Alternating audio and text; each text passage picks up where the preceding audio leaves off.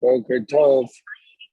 Today's we're going to start Daf Yomi from Maseches Kesubos, and we're actually going to do an introduction to the tractate on Shabbos morning. That we'll daven Chakris, Musaf, have a Kiddush, a Siyum on Yevamos, and then after we do the Siyum on Yevamos, we'll do an introduction to the Masechta of Kesubos.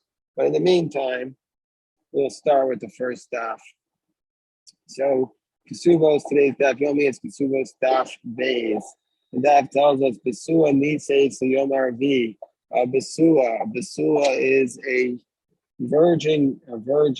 She gets married on a Wednesday. The Amana and the Gemara and Rashi tells us this is a takana of the Chachamim. It's not a biblical law; it's a rabbinic enactment that a virgin should get married on a Wednesday. And a widow gets married on a Thursday. Shapamayim b'Shabbos, because what's the reason? Because twice a week, but they did in Yoshvin Ba'yaros. Twice a week, the courts sit in their cities. Bayom HaSheni, Bayom HaChamishi, on Monday and Thursday. What does it mean the court sit? That Ezra made a takana. Ezra made 10 takanos. One of the 10 takanos that Ezra B'Sofer made was that the courts should sit every Monday and Thursday. And so therefore, why do we want the virgin to get married on a Wednesday? Shemayotanas Besuim, if the husband will have a claim that she's not a virgin, the husband has been betrothed to her. At this point, we've said this several times, that in the Jewish system, there's betrothal, which is erusin, and there's marriage, which is nisuin. Betrothal is a formal betrothal, a legal process. So if they are formally betrothed and then they get married, and when she gets married, he assumed she had been a virgin, and now he says she's not a virgin. That's called a tanas besulim. We want Tayyamashkim Bezin. We want him waking up early and coming to the court early on Thursday morning. Rashi says because we don't want him to calm down, because if he calmed down, then what might happen is he wouldn't go to the court. And then what's the reason why we want him going to court? Because if she was adulterous, we want the witnesses coming forward to testify that indeed she was adulterous. So it says Rav Yosef in this context, Rav Yosef, Rav Yehuda, Rav Shmuel,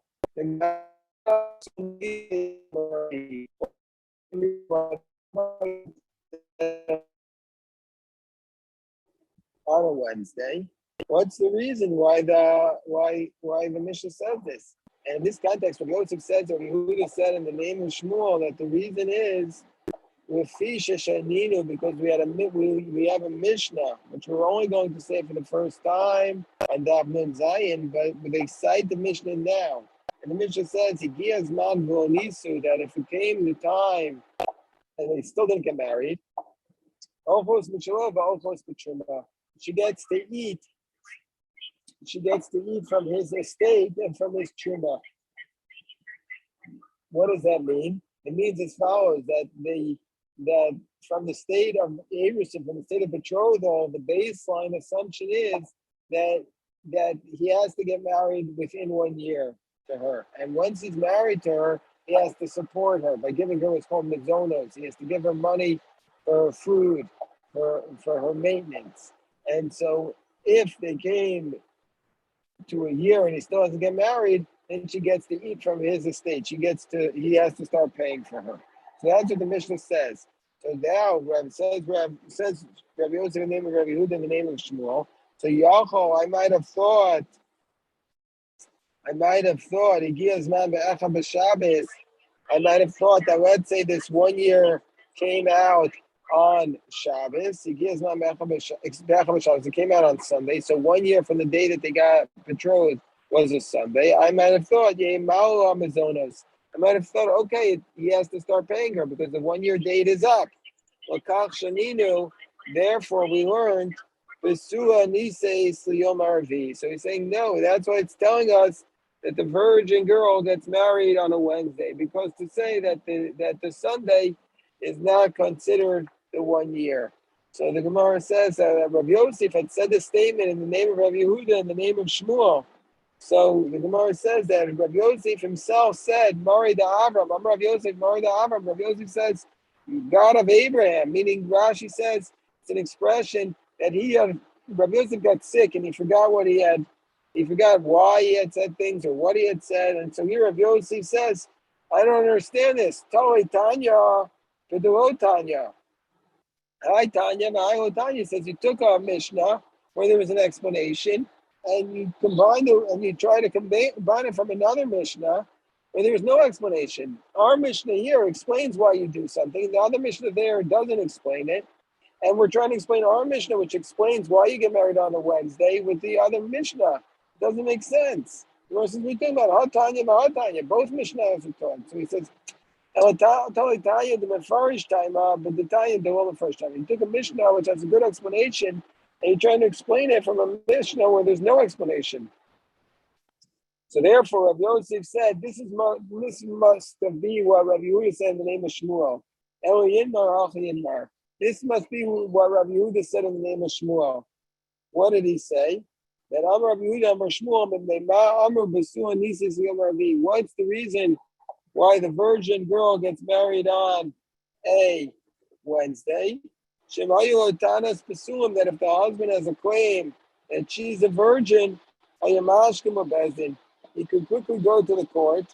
So then the Gemara says, well, if that's the case, why didn't she get married on a Sunday? Then he could go to the court on a Monday. So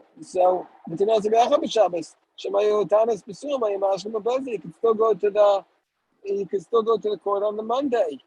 So the Gemara says, well, the reason why we don't say that is because Shaktu Chachamim, the sages were very diligent on Takanas Benos Yisrael. The sages were very, very diligent about a takana, about a reform for the daughters of Israel. And what was the takana? She had Torah Masuda Shloshei Yamim. They wanted the people to be involved in the meal for 3 days. They wanted the groom to prepare a meal for his bride for at least 3 days. Otherwise, it's going to be every girl in Israel deserves a meal at her wedding, and it has to be a distinguished meal, and the meal should be for at least 3 days of preparation. So, therefore, for that reason, they can't get married on a Sunday because they want the preparation to be at least 3 days. Now, Sheshanina, and Rav Yosef continues to say that this is what Shmuel said. And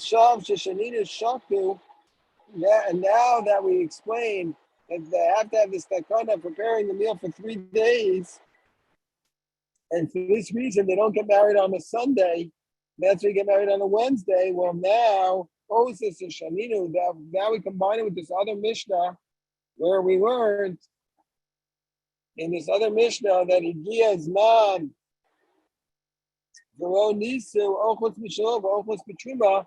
And we learned in the other Mishnah that if it arrived the time where they didn't get married, she gets to eat from his food and from his truma. But now that we're saying that they can't get married on a Sunday because of this takana of shaktu, let's say the time arrived on a Sunday. So if the 1 year date came out 1 year from today, from the day of the betrothal, came out on a Sunday, because they can't get married because of the shaktu takana, therefore he doesn't have to start paying her mizonos until they get married, which will be on the Wednesday. Meaning to say that this Sunday, even though it's 1 year, he's not obligated to pay because it's beyond his control. So says Rav Yosef, so let's extend the limits of what's considered beyond his control. Therefore, let's say he got sick or she got sick, Sanida, or let's say she had her period, and so therefore she can't get married because she's with her nida. So under those circumstances, Enomala Mizonos. Says Rav Yosef himself, extending Shmuel's point, that since there was extenuating circumstances beyond his control, therefore she doesn't Therefore, he's not obligated to start paying the mazonos that he's otherwise required to give to her, because even though it's been a year, he has extenuating circumstances.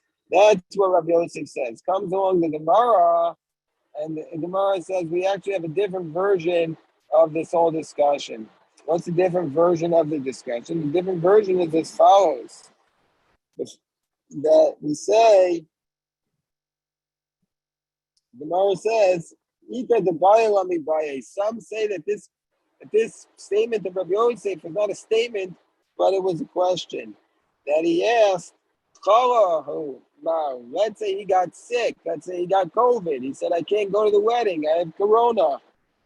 I have to be in quarantine. We say, sometime am I in the case where the 1 year date came on a Sunday, where we say, what's the reason why they don't get married? Mishum da'anis. The reason why he doesn't have to pay there is because it's extenuating circumstances beyond his control. Here also it's extenuating circumstances beyond his control. Udilma, or maybe we say there's a distinction between the types of honest. Udilma, hasam honest pitakanta, pitakinule rabbanan.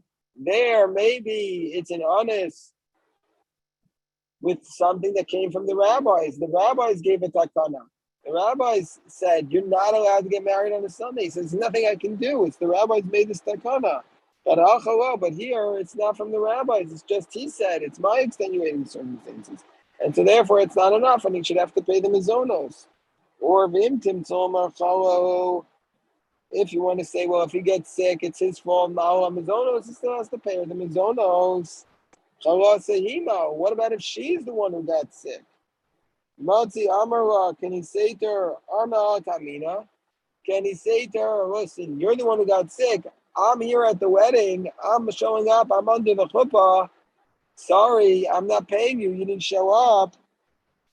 Odilma, or maybe Matzi Amrle, maybe she could say to him, this Dakfa Sadeo. I know I'm the one who's sick, but so what? You have to pay me at a year. And since it's a year, you have to pay me. It's like Mistak Fasadeu. It's like if your field got flooded, you have the loss. It doesn't matter. You can't go crying to heaven. Why? I got a flood.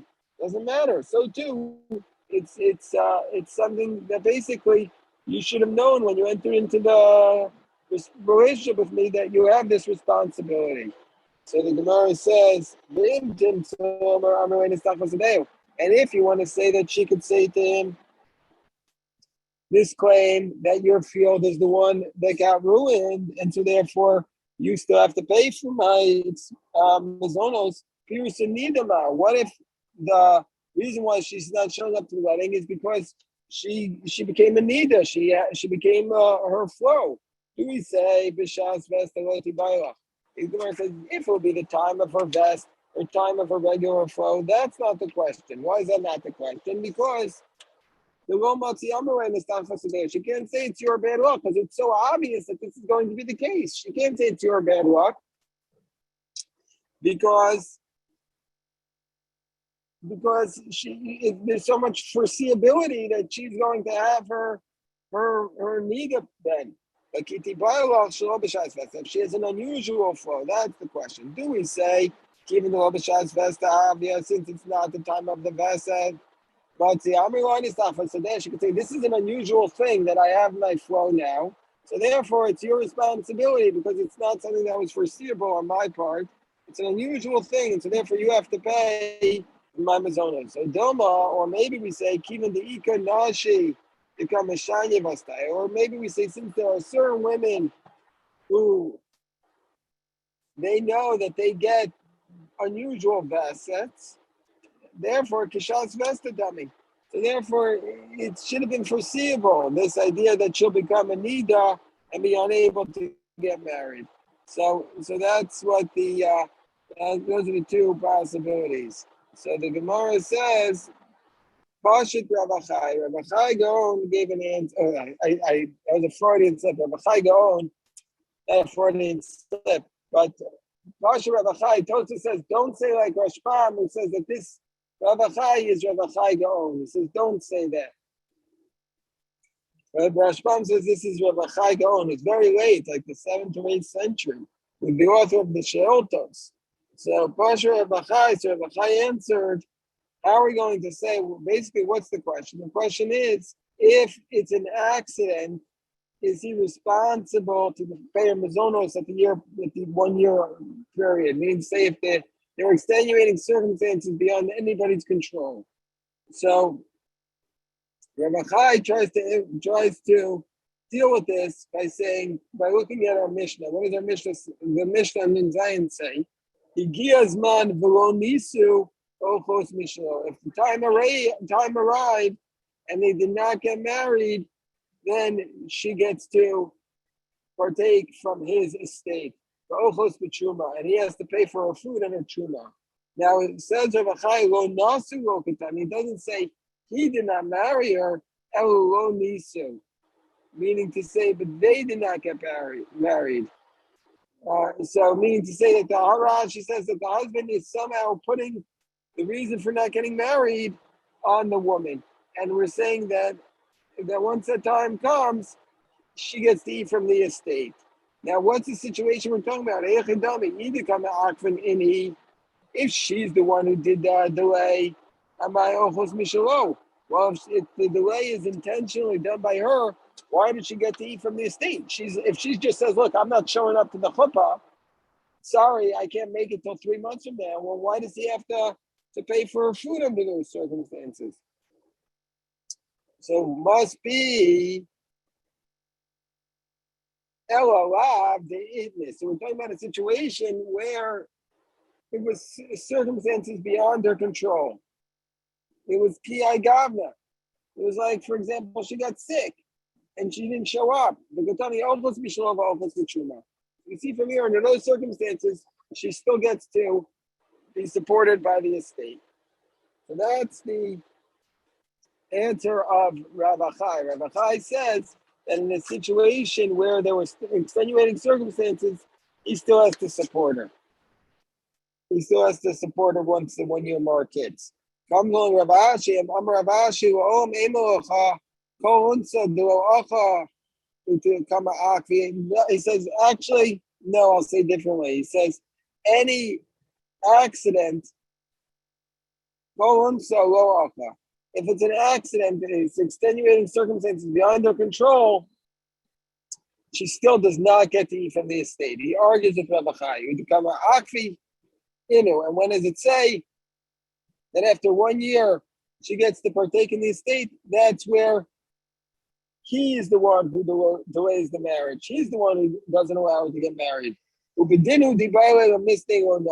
so what about the textual problem that Rabachai had raised in the Mishnah on 57a, where it says lo nisu, which means to say if she was the one who didn't get married.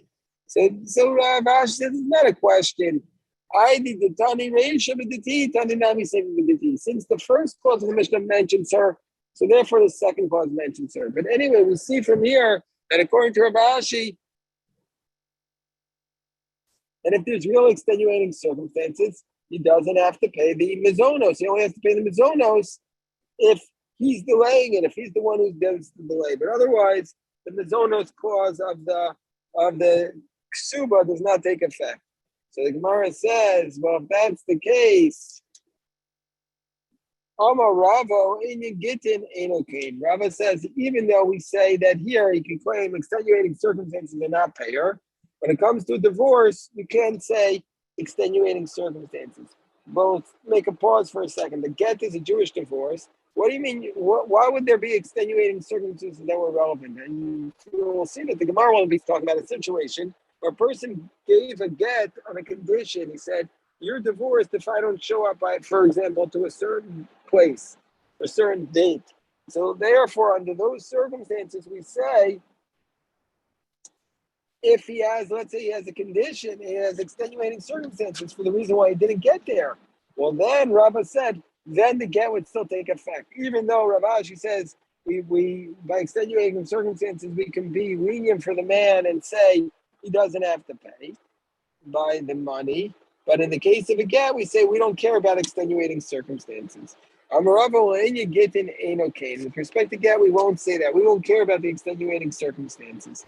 Alma Kasava Rava must be that Rava's on the position Ain ones begitin. Rava must be in the position that we say that there's no such thing as extenuating circumstances when it comes to a divorce. We don't care. It's zero excuse. So the Gemara says, Minale Rava. Where does Rava know this from? If you want to say it's from the following Mishnah. Where does Rava know this from? From the following Mishnah that we learned.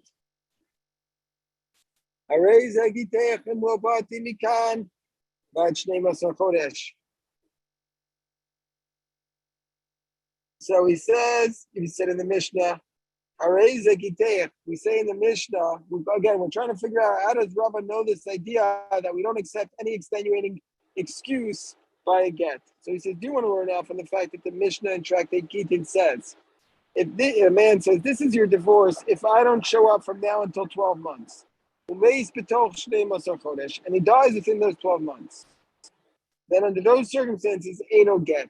The divorce is not valid. Even though he didn't show up in those 12 months, the divorce is not valid because you can't have a divorce after a death. But the Gemara says, but let's learn out from the language of that Mishnah. Get. If he dies, we say it's not a valid divorce. But that implies if he got sick, and he says, well, the reason I didn't show up is because I was sick. We don't care. I raise a get. So unlike the case by the Zonos, he has to pay there after a year. He doesn't pay if he got sick, according to Rashi. But in this case, by a get, if he got sick, we don't care. He'd have to pay. She'd be divorced. That's the inference from the Mishnah. The Gemara says, maybe it's not a good inference. Maybe the real inference is not like that. Maybe really if he's sick, he also doesn't have to, it also is not a get. Maybe the Mishnah was not teaching us anything with an inference. Maybe it was just teaching us Pasha Pshat in the Mishnah. That what's the Pshat? The Ein Ger Chamisa, teaching us the Pasha Pshat that there's no get after death. That's all. Mara says, wait, what do you mean? You think that this Mishnah is to teach us this idea that there's no get after a death? Ein Ger Chamisa, Atanale Reisha. We learned that in the first clause. Because we said, what does the first clause say? The first clause says, this is your get. The man is sick and he wants to do a get to his wife so that she doesn't fall to Yibam with his brother. So he says, this is your get if I die. This is your get if I die from this illness.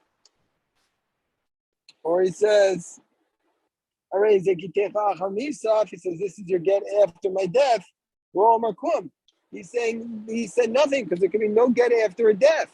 So therefore, the whole idea that there's no get after death cannot be learned from the second clause of the Mishnah because we learned it from the first clause. If that's the case, why do we have this second clause where it states that if he says this is your get, if I don't come within 12 months, it's not a get unless it's to teach us this idea that if he said he was sick, that he claimed I couldn't come because I was sick, it would be a get. The Gemara says, no, that's not necessarily the case. They'll know maybe this whole second clause is with the Afuke Midrabosenu, is to exclude a position of the Rabosenu. Which Rabosenu? The Tanya Rabosenu, the Rabosenu Ituru Inase. The rabbis allowed her under those circumstances to remarry. Meaning to say the rabbis say under those circumstances, the rabbis say that she can marry without yibum. That means say that she is divorced. And Amrina Ma rabbis say, now who are these rabbis? Meaning to say the rabbis say it was a valid get, and she doesn't have to go to yibum under those circumstances. So where the husband got sick, and so therefore, who are these rabbis who said that? It's the famous Bezdin that allowed the olive oil of the idolaters to be eaten. That previously there had been a takana that you're not allowed to use the olive oil of the idolaters. But these rabbis came along and allowed it. Sabri like Rabbi Yossi, because they followed the position of Rabbi Yossi. They'll say, yeah, it's not a case of a get after a death. It's a get before a death because they have a date on the contract, and that proves that his intent was to give the get before the death.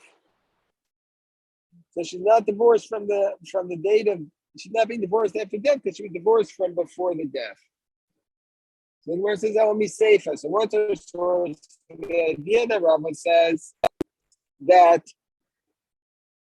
there's no onus by a get. So the Gemara says it comes from the last clause of the Mishnah because it says you're divorced me'achshav, you're divorced from now.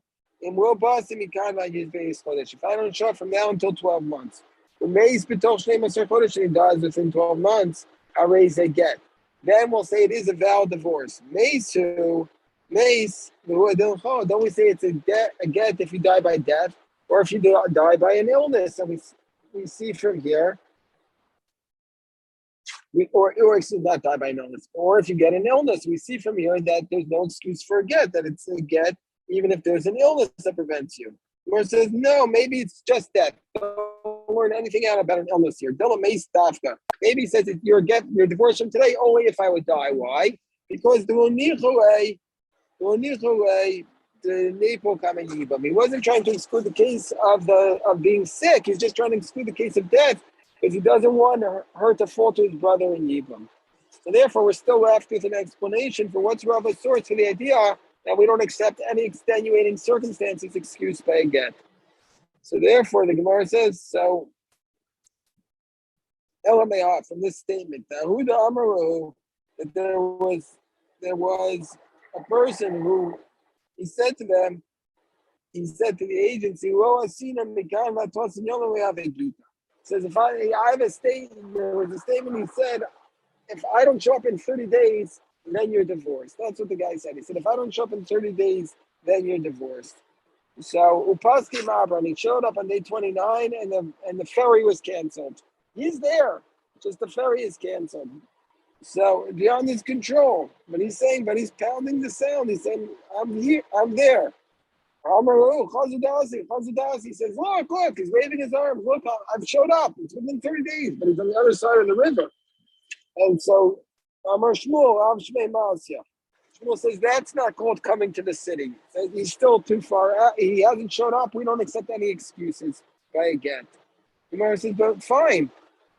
All right, we'll accept that case that she's divorced because we're not accepting the excuse by a get. But maybe there's a distinction between that type of get and that type of extenuating circumstance and the extenuating circumstances in the case of the Mizonos.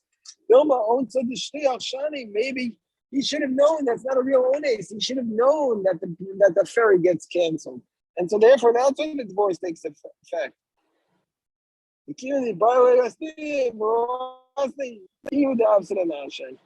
So maybe since he should have known and he didn't, he's the one who caused it, and so therefore it's not called an ones. So therefore, for this reason, Rava says his own logic, and that's why Rava, based upon his own logic, that's why she says that we don't accept the excuse and the divorce takes effect, and we're going to see what that logic is in tomorrow's daf, which we'll do at noon today, and also tomorrow at 7:35. I'll stop the recording. If anybody has any questions, I'll be happy to address them.